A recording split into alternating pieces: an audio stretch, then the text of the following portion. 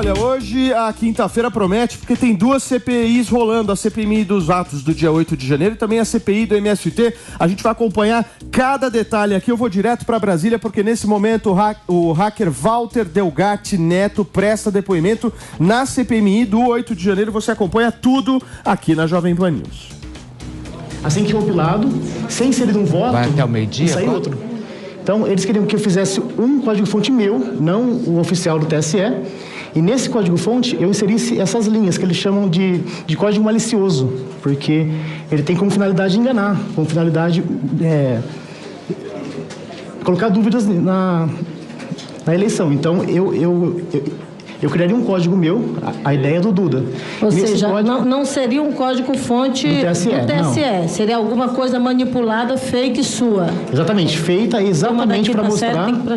A ideia dele era a seguinte, era falar que a urna, se manipulada, sairia um outro resultado. Então, para que fique mais claro, até para que a gente possa compreender, seria uma urna que, no vídeo, numa apresentação ali publicitária, você pegaria, mas você teria um código-fonte manipulado e criado por você. Um código-fonte fake, no caso.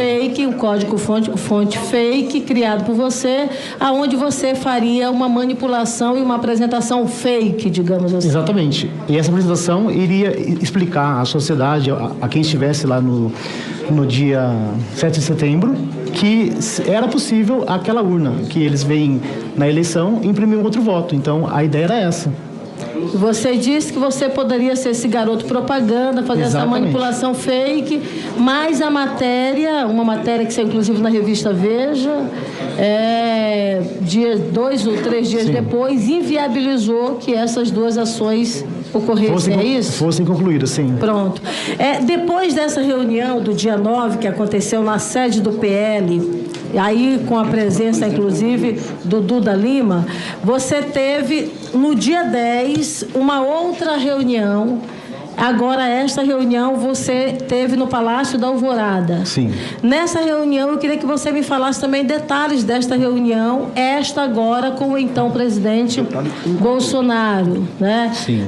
Você sai do local onde você estava, o carro que você foi levado, a Carla Zambelli veio junto com você? Sim, veio. E aí, então, pegaram a Carla Zambelli, depois de buscaram e, na sequência, foram até o Palácio da Alvorada. No Palácio da Alvorada, na reunião com o então presidente Bolsonaro, se reuniram o senhor, a Carla Zambelli, o então presidente Bolsonaro, me corrija se estiver errada, e o ajudante de ordens Mauro Cid. E o general Marcelo Campos. E o Marcelo Campos. Me conta um pouco dessa reunião. Essa reunião, a ideia era falar sobre as urnas e sobre a eleição e sobre a lisura das urnas. E a conversa, ela foi bem técnica, até que o presidente me disse, falou assim, olha, a parte técnica eu não entendo, então eu irei enviá-lo ao Ministério da Defesa e lá, com os técnicos, você explica tudo isso.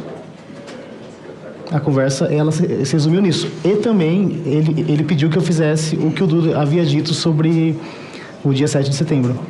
E o senhor disse para ele que poderia fazer? Sim, eu disse que sim.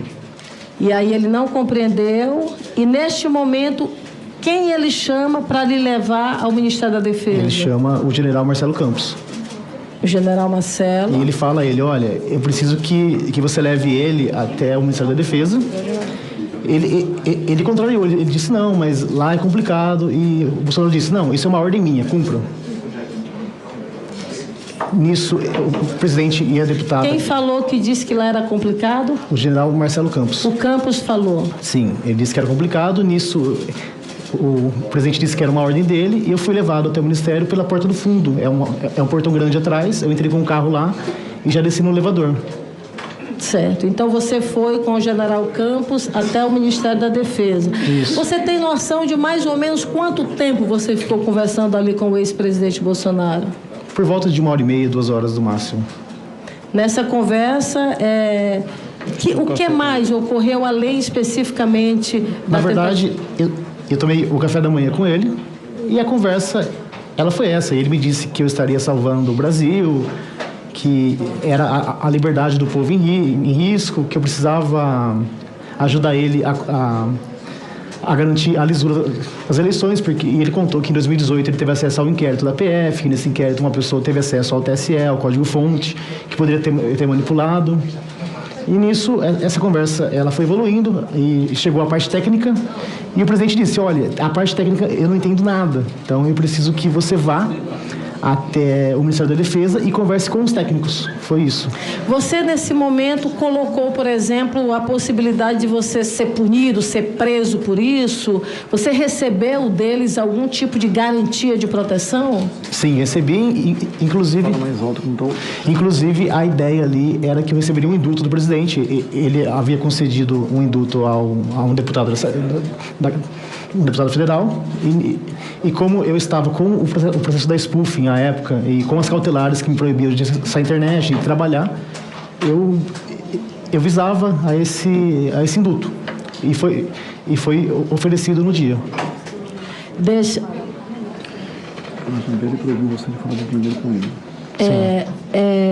Uma pergunta aqui que a minha consultora traz.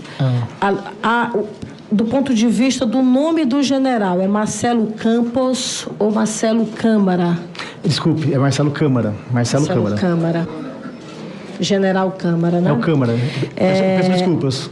Não, que isso, ótimo. Voltando aqui especificamente, então, neste momento, o então presidente Bolsonaro lhe assegurou um indulto caso fosse preso pelas ações referentes à urna eletrônica. Sim, esse encontro, ele assegurou esse indulto, e futuramente no segundo encontro ele